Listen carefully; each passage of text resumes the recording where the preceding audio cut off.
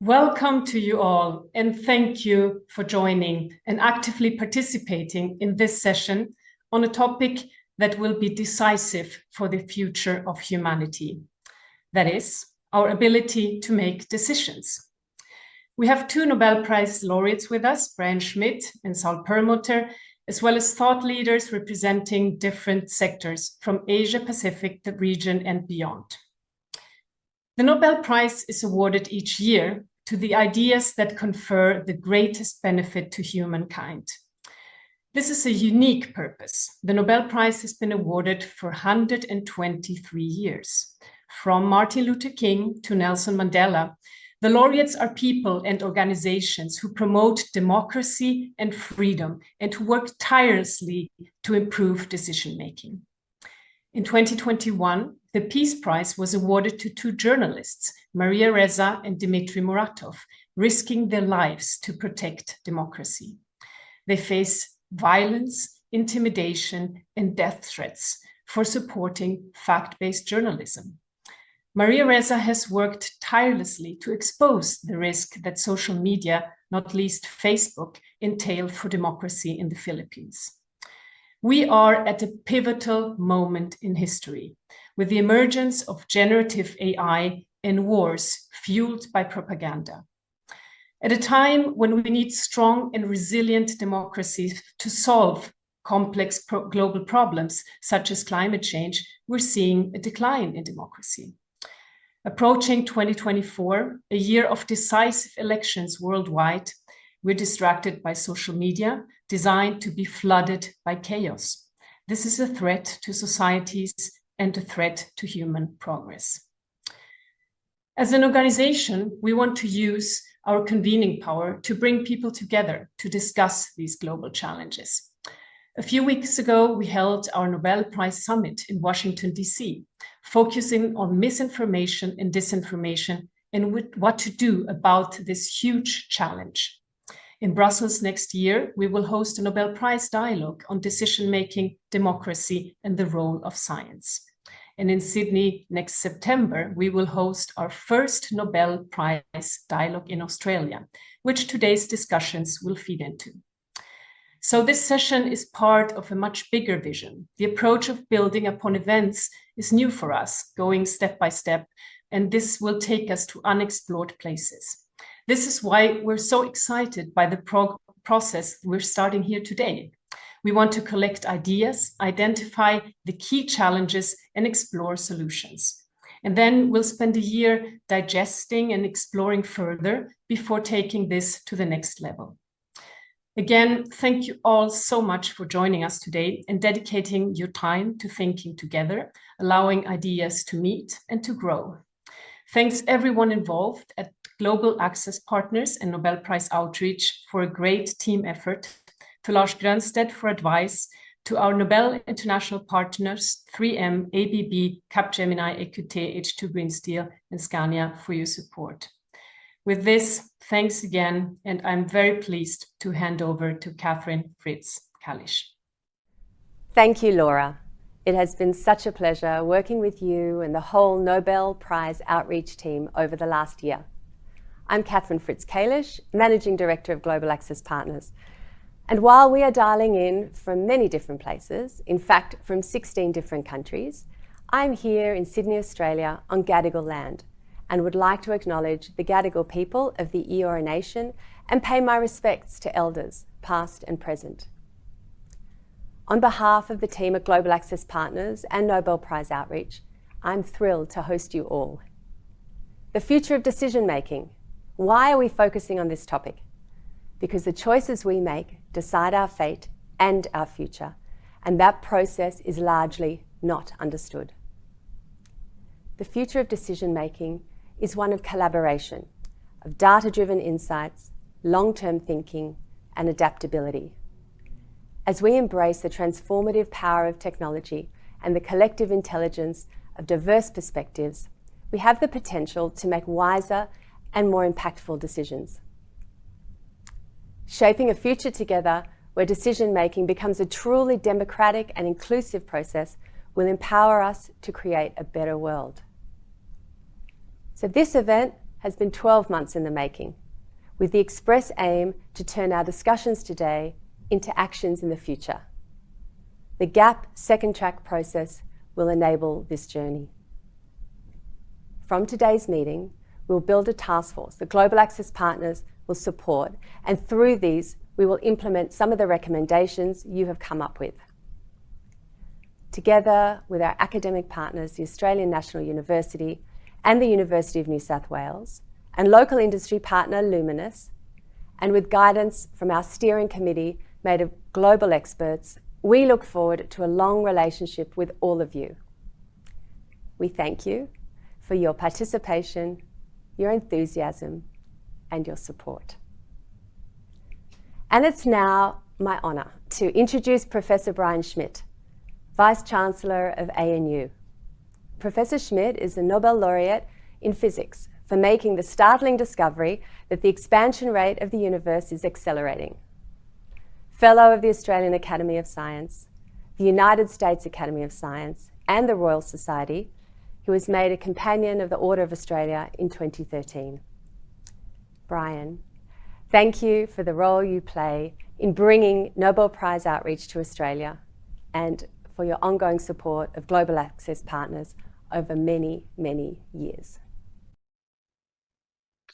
Thank you, Catherine, and welcome everyone. I am in Canberra on Ngunnawal Ngambri lands, and I pay my respects to elders past and present.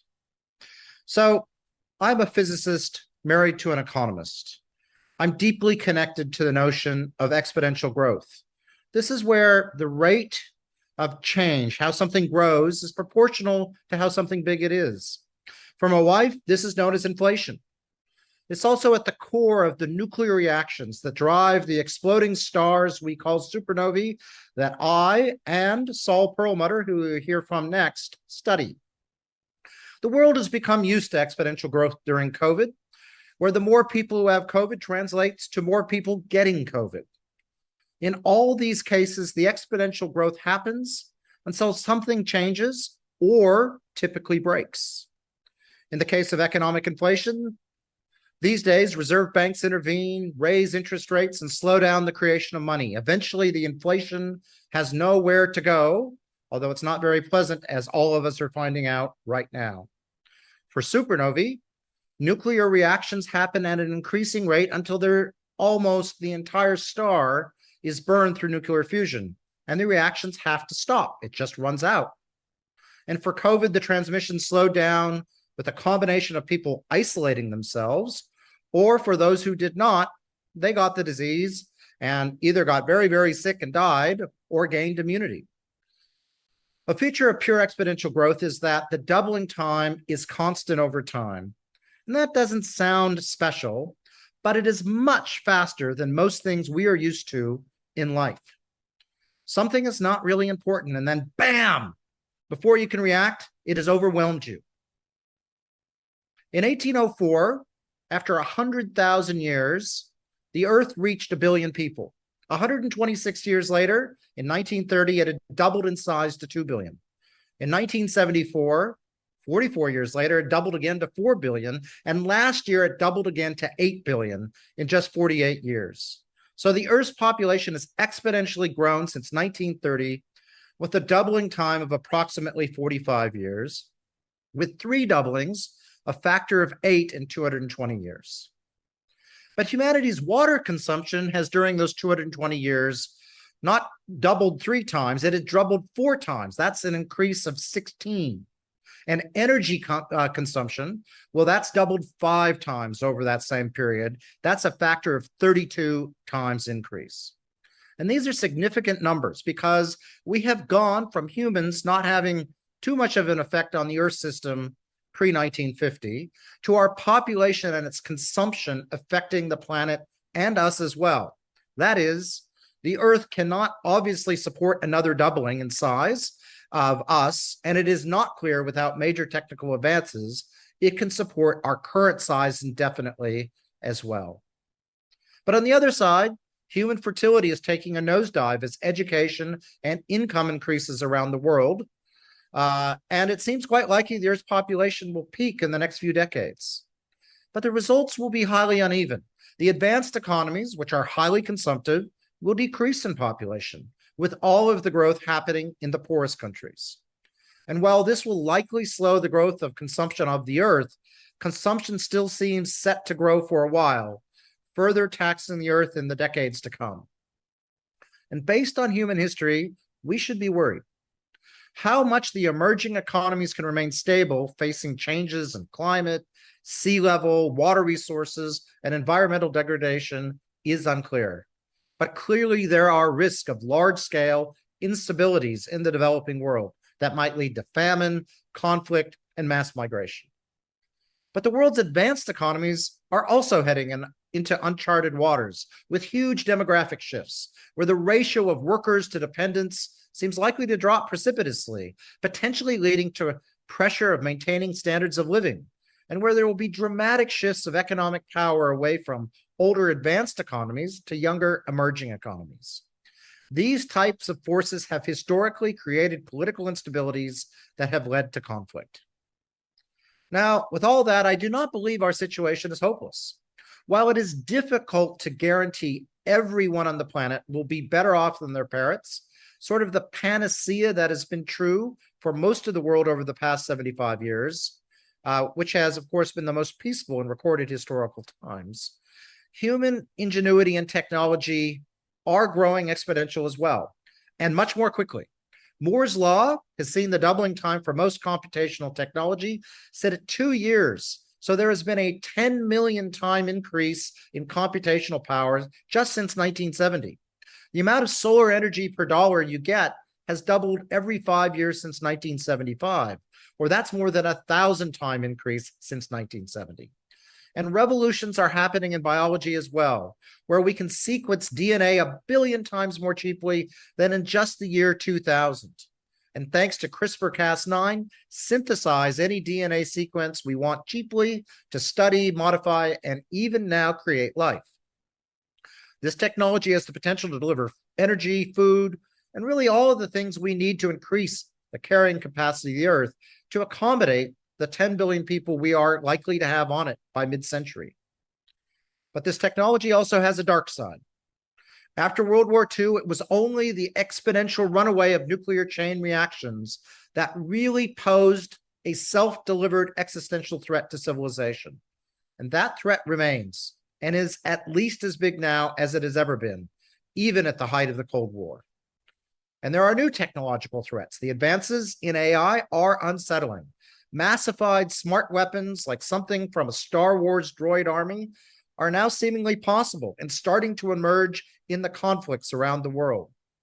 Weapons of mass destruction of the future have the potential to actually be many small normal weapons. And the emergence of AI also has the potential to destabilize society through massive misinformation, or quite frankly, just through simply through employment upheaval.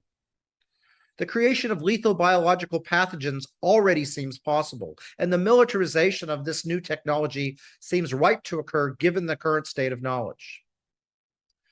COVID, followed then by the Ukraine invasion, has shown that the prosperous, globally connected world is highly vulnerable to shocks.